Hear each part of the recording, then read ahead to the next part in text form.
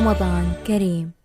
خیرپور سے crime reporter علی گل کھوکھر کی report کے مطابق خیرپور کی قدیمی درگاہ خاکی شاہ بخاری کے 2 دکانوں پر سالوں سے کرایہ دینے والے نے قبضہ کر لیا۔ جعلی میونسپل لیز آرڈر لے کر درگاہ کے متولی فقیر پر مختلف کیس درج کرا لیے۔ تفصیلی رپورٹ کے مطابق خیرپور کی مشہور قدیمی درگاہ خاکی شاہ بخاری کی دکانوں پر کرایہ دار رہنے والے ہندو برادری کے کملیش کمار نے قبضہ کر لیا ہے۔ درگاہ خاکی شاہ بخاری کے متولی فقیر برکت علی کا کہنا ہے کہ ہندو برادری سے تعلق رکھنے والے کملیش کمار نے شہر کے بااثر لوگوں کی مدد سے درگاہ کے 2 دکانوں پر قبضہ کر لیا ہے۔